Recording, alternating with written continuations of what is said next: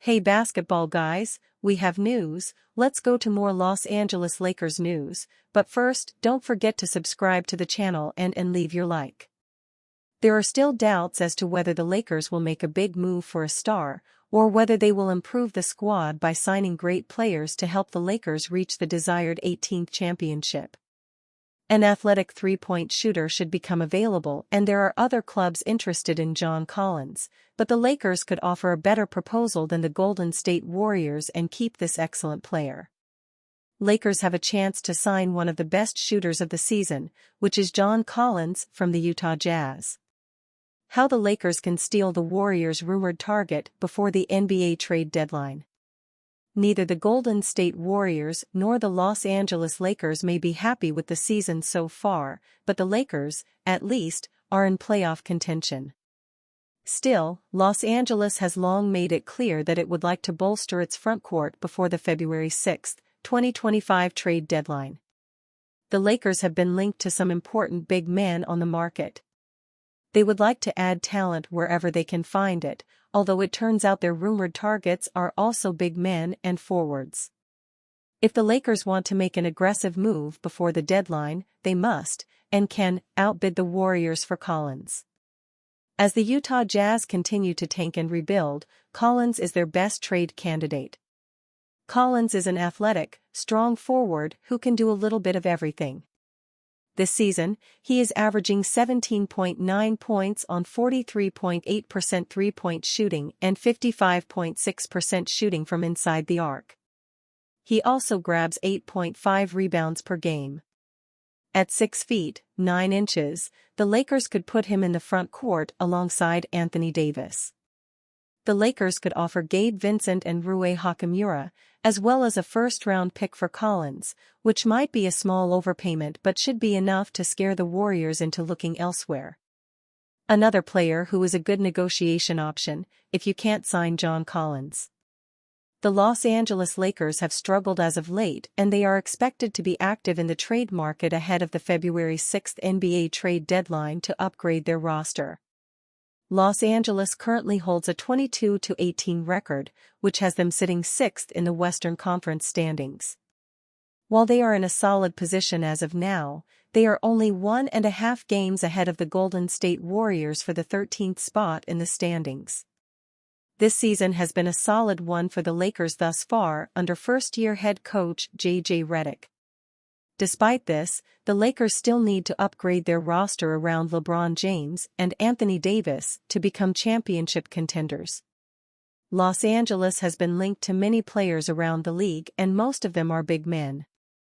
With the Lakers clearly wanting to move Davis back to his power forward role, Los Angeles is actively searching for a center that they can pair alongside him in the frontcourt.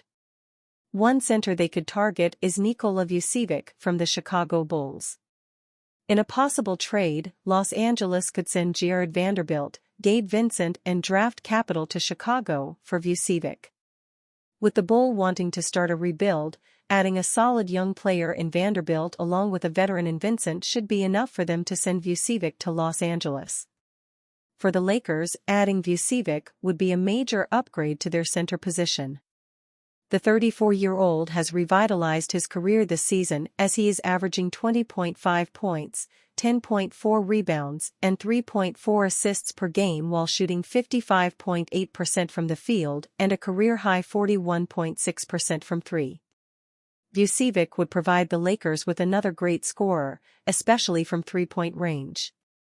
He would also be a great fit down low next to Davis as both players can stretch the floor while also getting a ton of looks in the paint. The only downfall of Vucevic is his poor defense, but his size and scoring abilities make up for it along with the defensive presence of Davis. By making this trade, the Lakers would fill a major hole in their lineup that could help them make another deep playoff run this season. Austin Reaves, Lakers still working to find their identity. Over the past couple of weeks, Austin Reaves has really begun growing into his more on-ball role with the Los Angeles Lakers. In the last 10 games, the point guard is averaging 21 points and 8.2 assists while maintaining good efficiency from the floor as well. Unfortunately, Reaves was held in check, as were the Lakers as a whole, against the Los Angeles Clippers on Sunday night. The guard finished with just 14 points and 3 assists, while committing 5 turnovers in the Lakers' 14-point loss that wasn't even that close. Overall, the game showed that the Clippers as a team are ahead of the Lakers in terms of their identity and where they want to be, something Reaves admitted his team is still trying to figure out. "I feel like we're working to get there," Reaves said when asked about the Lakers' identity. New staff. New head coach. "It would be beautiful if we could come to snap a finger and know exactly what you're supposed to do every single possession. I'd say we're still working there. Everybody's turning in the right direction, that's a positive. But like I said, they know their identity, every player knows what they're out there to do. We're working to get there." Prior to the season, many within the Lakers spoke about this being a process for them to figure things out, and the mid-season trade for Dorian Finney-Smith only makes that process even more difficult.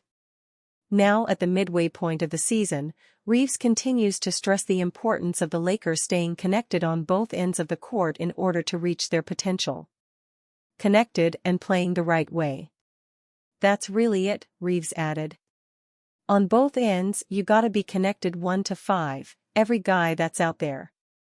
Even the guys on the bench can help talk and communicate. So you just gotta be connected, coaching staff, players, everyone with one common goal to win, one heartbeat. You just gotta get on that same wavelength and play team basketball." One thing that has been a positive has been the effort and fight of this Lakers team, as everyone on this roster is committed to reaching their ultimate potential.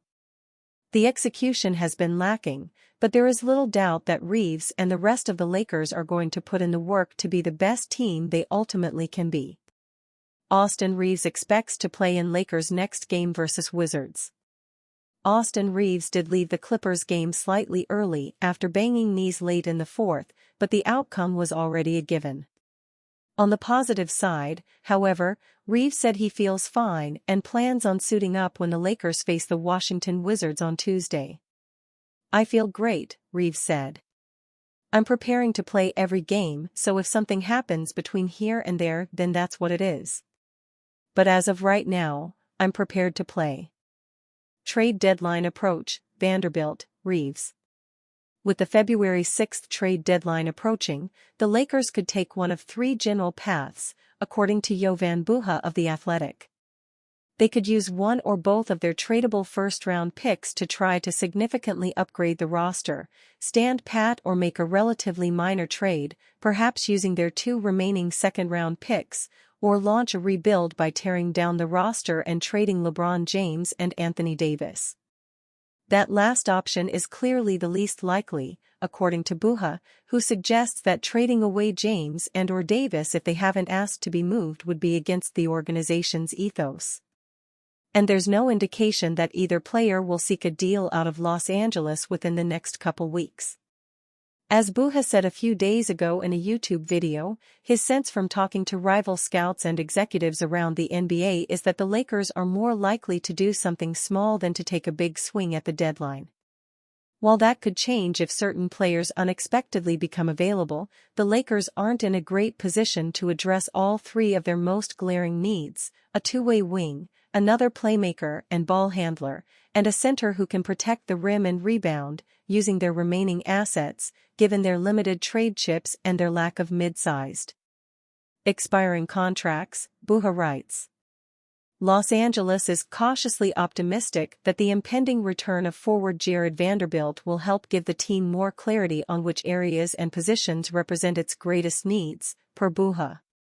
If Vanderbilt's return goes well, the expectation around the league is that the Lakers will focus on adding either a big man or a ball handler, especially since there likely won't be impactful two-way wings available in their price range.